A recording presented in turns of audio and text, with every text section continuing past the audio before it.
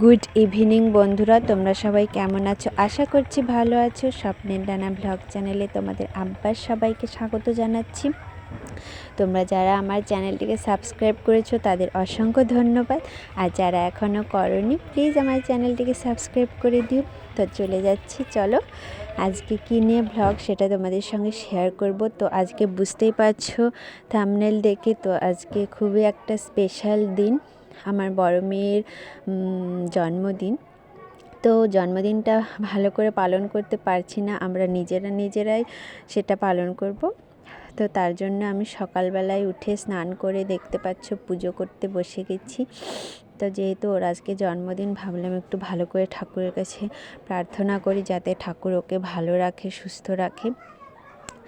সেই জন্য পুজোটা করছি। আর আমি এখন বেশি ব্লগ দিতে পারছি না, আমার বুঝতেই পারছো একটু অসুবিধা আছে, যার জন্য দিতে পারছি না। তো চলো রান্নাঘরে চলে যাই। আর এই দেখো আমি ফ্রায়েড রাইস করব, যার জন্য এখানে সবজি কাটা হয়ে গেছে।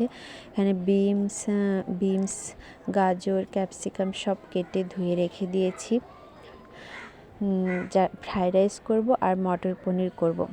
আর দেখো মটর পনিরের জন্য এখানে আমি টমেটো, তারপরে লঙ্কা, আদা আর চারমগজ একটু তেল দিয়ে একটু ভেজে নিয়েছি। টমেটোটা তাহলে পেস্ট করতে ভালো হবে, সেটা আমি পুরোটা পেস্ট করব। আর এখানে দেখছো পনিরটা ভিজিয়ে রেখেছি, এবার সেটা জল ঝরিয়ে নুন দিয়ে মেখে রেখেছিলাম, সেটা আমি কড়াইয়ে দিয়ে দিচ্ছি। তো পনিরটা ভাজা হয়ে গেলে তারপরে তোমাদের সব কিছু দেখাচ্ছি। আজকে আমি ভাবলাম কি রান্না করছি তোমাদের সঙ্গে একটু শেয়ার করি। তোমাদের সঙ্গে শেয়ার করতে আমার খুবই ভালো লাগে। তো দেখো এখানে মটরটাকে আমি ভেজে রেখেছি, আর এখানে ফ্রায়েড রাইসের জন্য কাজু কিশমিশটাও ভিজিয়ে রেখেছি। আর দেখো সেই পেস্টটা আমার একদম তৈরি। আর এখানে আমার পনিরও ভাজা হয়ে গেছে, দেখো তোমাদের দেখাচ্ছি। পনিরের পিসগুলো খুব বড় বড় ছিল, আর দেখো কতটা সফট। তো কী রান্না করছি তোমাদের সঙ্গে, কিভাবে রান্না করছি সব শেয়ার করব। তো যারা যেখান থেকে আমার চ্যানেলটি দেখো, আমি বারবার বলছি আমার চ্যানেলটিকে সাবস্ক্রাইব করো, আর কেউ ভিডিওটি স্কিপ করো না, তোমাদের অবশ্যই ভালো লাগবে, আমি আশা করছি ভালো লাগবে। তো এই দেখো এই তেলের মধ্যেই মটর পনিরটা করার জন্য তেজপাতা, শুকনো লঙ্কা আর এলাচ আর দারচিনি একটু থেতো করে দিয়ে, তো এর মধ্যে দিয়ে দেব একটু জিরে। তো ফোড়নটা একটু লালচে হয়ে এলে আমরা গ্রেভিটা যে করে রেখেছিলাম সেই গ্রেভিটা দিয়ে দিচ্ছি। দেখো গ্রেভিটা দিয়ে দিচ্ছি, এটাকে আমি একটু ভালো করে মিশিয়ে নেবার পরে তারপরে এর মধ্যে যা যা দিতে হয় সব দেব। তোমরা প্লিজ ধৈর্য সহকারে আমার ভিডিওটি অবশ্যই দেখো। তো দেখো গ্রেভিটা ফুটে গেছে, তো এর মধ্যে আমি নুন, তারপরে হলুদ এগুলো দিয়ে আবার মিশিয়ে নিচ্ছি। তো মিশিয়ে নেওয়ার পরে দেখো এখানে দিচ্ছি আমি লঙ্কার গুঁড়ো, এটা আমার কালারের জন্য। আর এখানে দেখতে পাচ্ছ মটরশুঁটিটাও দিয়ে দিলাম, দিয়ে নাড়াচাড়া করে নিলাম। তো নাড়াচাড়া করে আমি এখানে দিয়ে দেব উষ্ণ গরম জল। আর গ্রেভিটা খুব বেশি এটা বেশি ঝোল হবে না, শুকনো হবে, যার জন্য আমি অল্প জল দেব। আর এটা ফ্রায়েড রাইস দিয়ে বলো, রুটি দিয়ে বলো, তুমি যা কিছু দিয়ে খেতে চাও, পরোটা, লুচি সব কিছুর সঙ্গে খুব ভালো লাগবে। তো এখানে দেখো আমার পনিরটা, ভেজে রাখা পনিরটা দিয়ে দিলাম। তো এটা ফোটার পরে এখানে আমি দেখো জিরে বাটা আর ধনে বাটা দিয়ে দিলাম। দেখো গ্রেভিটা ঘন হয়ে গেছে, আর একটু গরম মশলা বাটা দিয়ে আমি মটর পনিরটাকে নামিয়ে নেব। তো আমার রেডি একদম মটর পনির, দেখতে পাচ্ছ, দেখতেই অসাধারণ লাগছে, খেতে নিশ্চয়ই সুস্বাদুই হবে। তো তোমরা বাড়িতে অনেক চেষ্টা করবে বানানোর, নিশ্চয়ই ভালো লাগবে। তো এখানে দেখো ফ্রায়েড রাইসের জন্য আমার সব ভাজা হয়ে গেছে, আর এখানে রাইসটাও রেডি।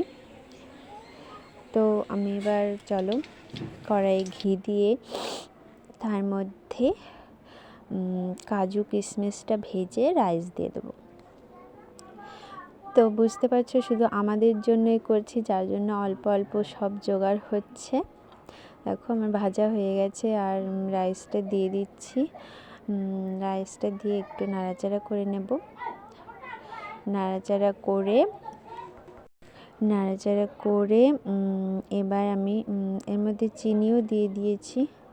আর এখানে ভেজে রাখা সবজিগুলো এখন দিয়ে দিচ্ছি। ভেজে রাখা সবজি দিয়ে এটাকে ভালো করে নাড়াচাড়া করে ঘি দিয়ে নামিয়ে নেব। তাহলে আমার রেডি, একদম ফ্রাইড রাইস একদম রেডি। এটাকে ঘি দিয়ে দিলাম, এটা মিশিয়ে একটু নাড়াচাড়া করে নামিয়ে নিচ্ছি। আমার ফ্রাইড রাইস আর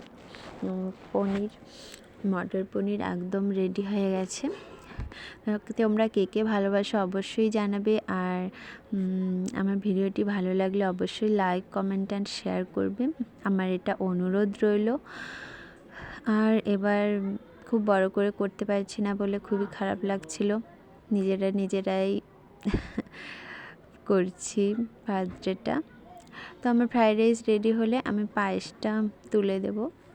তো দেখতে পাচ্ছ এখানে 2 কেজি দুধ আছে। তো তার মধ্যে দেখো চালটা ফুটে গেছে, আমি গুঁড়ও অলরেডি দিয়ে দিয়েছি। মানে অত ভিডিও তো করা যায় না, অত ভিডিও করলে অনেকটা টাইম লেগে যায়। দেখো গুড়টা এখনও গলেনি। তো যাই হোক, তোমরা দেখতে থাকো। এটাকে এখন অলরেডি নাড়তে হবে, কারণ নয়তো পড়ে যাবে। তো নাড়ছি, তোমরা আমার সাথে থাকো। এই দেখো কতটা ছিল, কতটুকু হয়ে গেছে। অলরেডি আমার পায়েসটা একদমই রেডি হয়ে গেছে। তো এবার আমি বেড়ে নেব পায়েসটা। দেখো কত সুন্দর, টেস্টি নিশ্চয়ই হবে বলো। তো এবার চলো, তোমাদের দেখো লুচি ভাজছি। লুচিটা ফুলকো ফুলকো লুচি, দারুণ লাগছে দেখতে। তোমরা কে কে লুচি ভালোবাসো অবশ্যই জানাবে। আর আমার ভিডিওটি প্লিজ সবাই ধৈর্য সহকারে দেখবে। তো বেশি কিছু জোগাড় করতে পারিনি, এইটুকুই করেছি। আর বললামই তো খুব ছোট করে, মানে আমরা নিজেরাই উদযাপন করছি। কারণ কি আমাদের জায়গার সমস্যা, কারণ আমরা ঘর ভেঙেছি আর যেখানে থাকছি সেটা খুবই মানে অল্প একটু জায়গায় থাকছি, যে একটা মানুষকে খেতে দেবো সেটাও পারি না। তো দেখো আমি মানে ভিডিওটা না করতে পারিনি ওর কেক কাটার সময়। তো ওর 2 বান্ধবী পড়তে এসেছিলো, তো ওদের সঙ্গে কেকটা কাটা মানে ওদের সামনে কেকটা কাটা হলো। আর ছবিগুলো তোমাদের সঙ্গে শেয়ার করছি, কেননা আমি মানে তখন ভিডিওটা করতে পারিনি। এই দেখো ওকে খেতে দিচ্ছি ফ্রাইড রাইস, মটর পনির আর মিষ্টি ছিল, পায়েস আর লুচি। আর এর চেয়ে বেশি কিছু করতে পারিনি।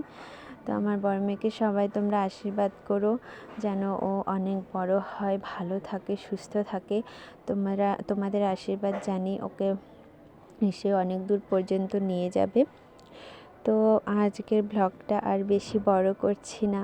তো খাচ্ছে, ওকে সবাই আশীর্বাদ করো। আর তোমরা সবাই ভালো থাকো। এই দেখো ভাঙাচোরা ঘরে একটু বেলুন ঝুলিয়েছিলাম। তো আজকের ব্লগটা এই পর্যন্তই। তোমরা সবাই ভালো থেকো, সুস্থ থাকো। ওকে, বাই বাই।